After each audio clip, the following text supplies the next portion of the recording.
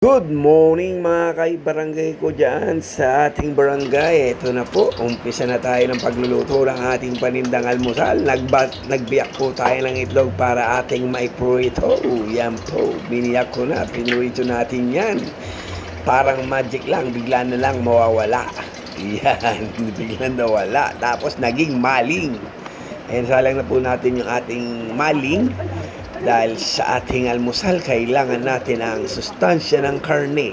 Ang maling ay gawa po sa karne, kaya ito ay nagbibigay ng sustansya sa ating katawan upang ang buong araw natin ay maging masaya at masigla.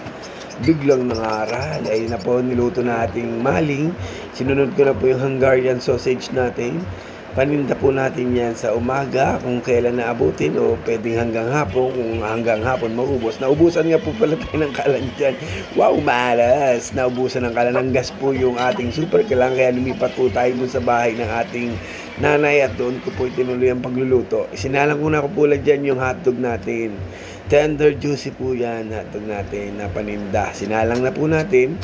Tapos, pagkatapos po niya may dumaan na nakahubad, ay inahon na po natin.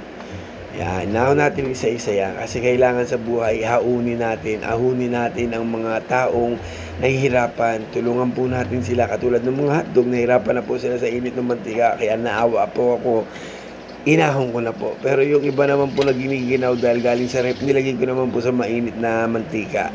Ayan, nung nahirapan na rin po sila, inahon ko na rin kasi masyado na sila naiinitan doon sa init na mantika. Naawa naman po tayo, maawain po tayo. Charis, maawain. Ayan po, ininit ko uli yung atin ng Hungarian kasi kanina hindi siya masyado naluto. Kasi nga po, naubusan tayo ng gas sa super kalan natin. Tapos tiri nagtagal, isinalang ko na po yung gagamitin natin sangkap sa ating kaldereta. Yan po yung carrots natin at saka yung patatas. Pinarito po natin yan.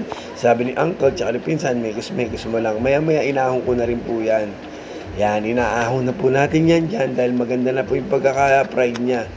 Pangit lang po kasi masyadong fried na fried, lumalambot po masyado yung patatas. Paglagay natin mamaya yan, paghalo natin, magdurog na. Kaya tama lang yung sakto lang. Pagka sobra masama, sabi nga nila, pag sobra masama, pag sakto ayos. Tapos maya po nilagay na natin yung manok natin dyan para iprito. Paninda po natin yung sumisilip po. Ayos sino yun? Nilagay na po natin yung manok, tapos maya parang magic lang, yun, luto na. Tapos pagkat luto pa natin yung manok natin, inayos na po natin yan para yung buhay natin lagi natin ayusin. Lagi tayong maging maayos at tumawag sa taas ng Panginoong Jesucristo at amang nasa langit. Yan na po natin yung paninda natin ngayong umaga. Maraming salamat po. Good morning. Love you all po.